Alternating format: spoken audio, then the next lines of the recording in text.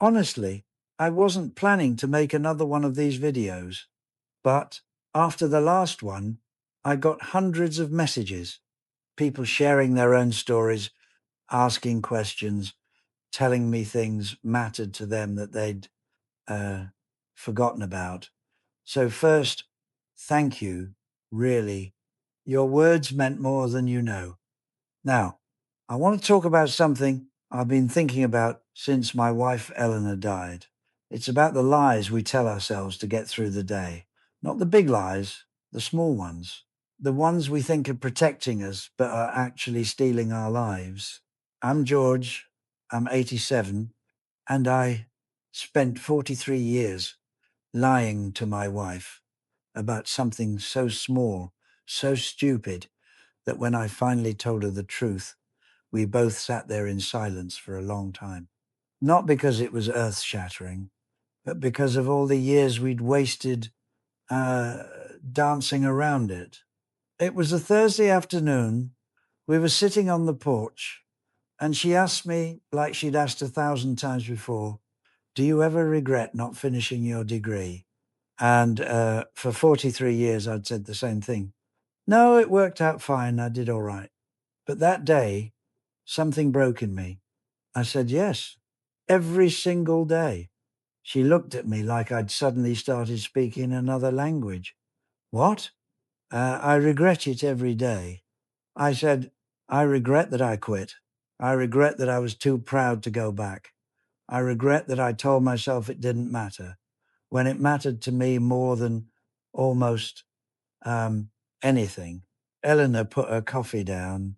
She said, George, why didn't you tell me? We could have figured something out. You could have gone back. And that's when I realized what I'd done. I'd spent 4 decades protecting my ego, pretending something didn't hurt when it was eating at me the whole time. And in doing that, I'd robbed both of us. I'd robbed myself of the possibility of doing something about it. And I'd robbed her of knowing me fully, of being able to help or support or even just understand. We tell ourselves these little lies constantly. I'm fine. It doesn't bother me. I'm over it. I don't need help. I'm not angry. It's not a big deal. And maybe sometimes these lies serve a purpose.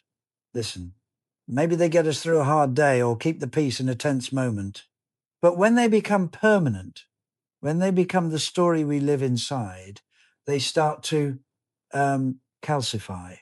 They become walls between us and the people we love, between us and the life we actually want.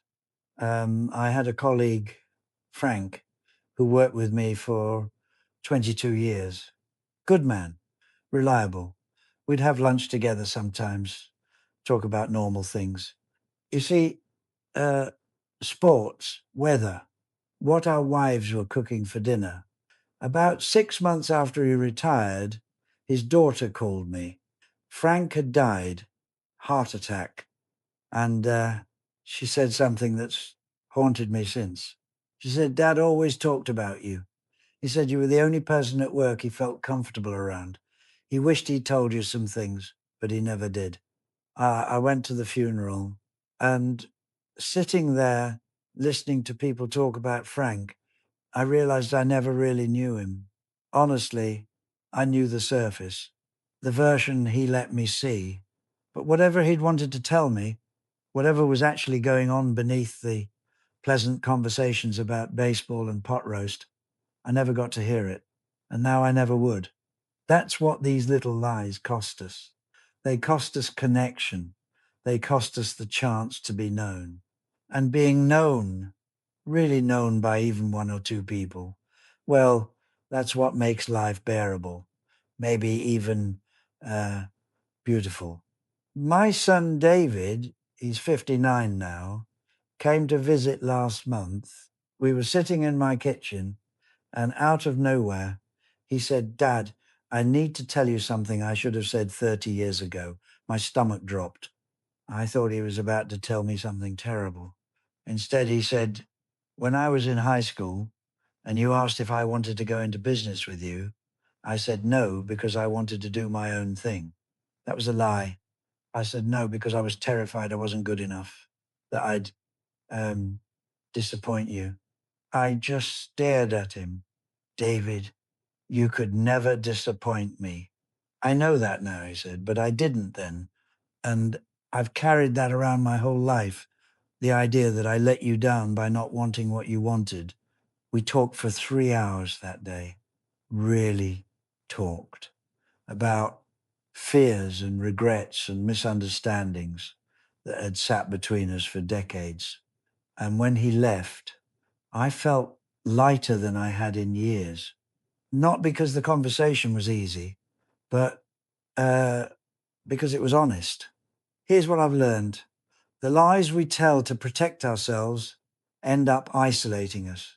We think we're being strong, being independent, not burdening anyone. But what we're actually doing is building a prison where we're completely alone with our pain, our shame, our unfulfilled um, longings. And the tragedy is, most of the time, the people around us would help if we just told them the truth. Eleanor and I, we had a good marriage, better than most. But after that conversation on the porch, something shifted. We started telling each other smaller truths, you know, not big confessions, just the everyday honesty we'd been avoiding. I'm scared about this doctor's appointment. I feel lonely even when you're in the room. I'm angry about what your sister said. Things we'd been uh, swallowing for years. It wasn't always comfortable. Sometimes it led to arguments. Sometimes we had to sit with hard feelings, but it was real. And real, even when it's messy, is better than the carefully managed um, fiction we'd been living in. I see people my age sitting in nursing homes or hospitals, and they're still lying, still pretending they're fine when they're terrified, still acting like they don't need anything when they desperately need someone to just sit with them. Pride kills more relationships than betrayal ever did. Pride and the fear of being seen as weak or needy or less than we want to believe we are. There's a man in my building, Walter, 82 years old. His kids visit maybe twice a year. He tells everyone he understands they're busy, it's fine. But I've seen him standing at the window on Sundays, watching families come and go, and the look on his face is pure loneliness.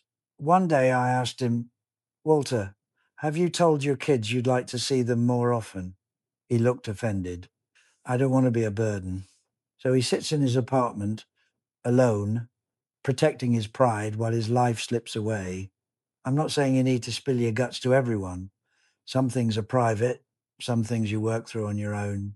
But the people closest to you, the ones who love you or want to love you, they deserve the truth, not the polished version, not the I'm handling it version, the actual truth. I'm struggling. I need help. This hurts. I'm scared. I don't know what to do.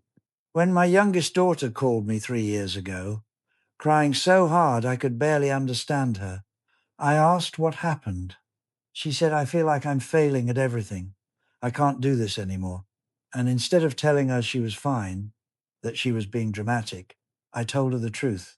I said, I've felt that way too, many times. It's terrible. I'm sorry you're going through it. We talked for an hour. I didn't fix anything. I couldn't. But she said later that conversation saved her, not because I had answers, because I was honest about not having them either. The lies we tell ourselves about being fine, about having it together, about not needing anyone, they don't make us stronger. They make us smaller. They shrink our lives down to what we can manage alone, which isn't much, because humans aren't built to be alone. We're built for connection, for shared struggle, for the relief of being known and still uh, loved. I wasted so many years pretending I wasn't hurt when I was, pretending I didn't care when I did, pretending I had everything under control when I was drowning. And the cost wasn't just to me, It was to Eleanor, to my kids, to friendships that could have been deeper if I'd been braver. Now I don't have time for pretending. I'm 87. Every conversation could be my last with someone. So when people ask how I'm doing, I tell them. When something matters to me, I say so. When I'm grateful, I express it. When I'm scared or confused or angry, I don't hide it. Not because I've suddenly become fearless, but because I've finally realized that being known is worth the risk of being hurt. If you're watching this and you're holding on to some small lie, some story you keep telling yourself or others to avoid discomfort, I'm asking you to consider letting it go.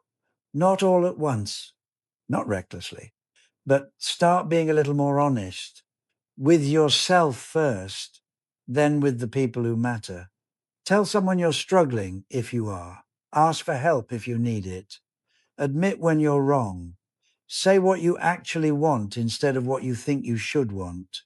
Honestly, stop performing being fine and just be whatever you actually are. Messy, uncertain, human. If you're interested in exploring this further, I'd recommend 3 books. The Gifts of Imperfection by Brené Brown, When Things Fall Apart by Pema Chodron, and Man's Search for Meaning by Viktor Frankl. Read them. They'll challenge you in ways you need. I'll drop the links in the comments and description. This channel features people like me sharing life advice and memories. If you found value in this, subscribe and turn on notifications. And listen, if this resonated with you at all, share it with someone who might need to hear it. Leave a comment telling me one truth you've been avoiding. Hit that like button. I've got more of these in me, and I'd rather share them with people who actually want to listen. If you've got a story to tell, something you've learned that might help someone else, there's a form down in the description. Fill it out. Maybe next time we'll be sharing your story.